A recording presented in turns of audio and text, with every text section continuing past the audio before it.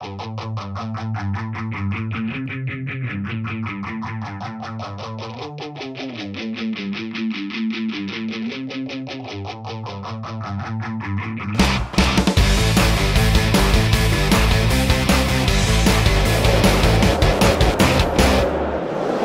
Fondevilla, bonjour.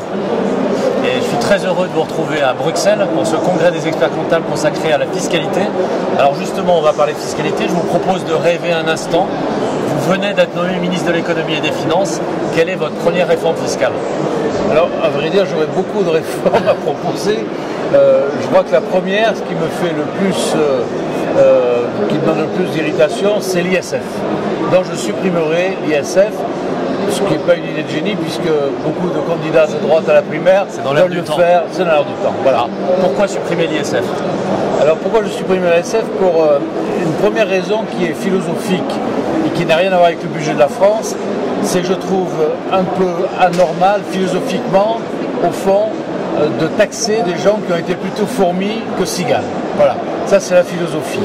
Sur un plan technique, je trouve que aujourd'hui, le taux de taxation de la fortune, qui est à peu près le même qu'en 1982, n'a plus rien à voir avec 1982, car l'argent à l'époque, que ce soit les revenus financiers ou les revenus immobiliers, rapportait en gros entre 5 et 10%. Ouais. Aujourd'hui, on est plus proche de 1, pour ne pas dire 0, pour ne pas dire négatif. Ouais. On peut emprunter avec des sommes négatives et le taux est toujours le même.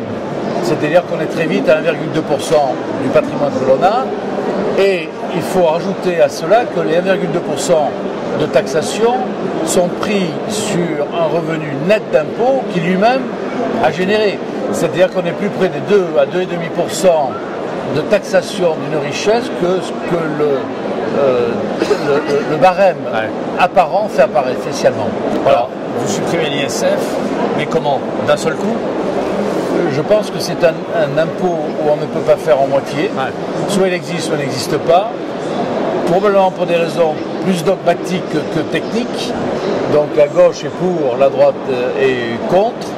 Il faut rappeler quand même qu'on dit que Chirac n'a pas d'une élection à cause de ça. Donc c'est extrêmement emblématique comme impôt.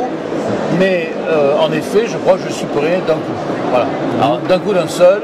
Et ce que rapporte aujourd'hui facialement l'ISF, c'est 5 milliards, ce qui n'est pas tout à fait exact parce qu'il y a forcément un coût de recouvrement qui est peut-être de 1 milliard, donc en réalité ça rapporte véritablement 4, ce qui représente en gros 2% du budget de la France, qui est de 320 milliards, et ces 5 milliards on peut les retrouver à titre d'anecdote, c'est le déficit d'Areva que l'État va payer. Alors justement, on va parler de coûts, ça coûte quand même 4-5 milliards on va dire. Vous les trouvez où ces 4-5 milliards pour financer la suppression de l'ISF? Alors il y a deux façons pour équilibrer un budget. Ouais. La première, c'est réduire les dépenses. Voilà. Donc il y a beaucoup de sujets sur lesquels, et là ça serait un sujet immense à traiter. Et deuxièmement, c'est d'augmenter certaines recettes. Alors dans les dépenses que l'on peut réduire, c'est peut-être mieux gérer l'argent que dépense l'État. Areva, c'est un exemple, c'est exactement le montant de l'ISF. Voilà. Et puis de l'autre côté, c'est augmenter évidemment les recettes. Et 5 milliards, encore une fois, c'est 2% du budget. C'est même pas un peu moins de 2% du budget de la France qui est de 308 milliards. Je rappelle, à titre anecdotique aussi, que le budget de la formation continue aujourd'hui est estimé entre 35 et 40 milliards. Voilà. Et qu'à peu près 6% de ce budget va aux chômeurs. Et que même Attali, qui est un grand penseur de notre époque, dit que c'est le fromage des syndicats et du patronat.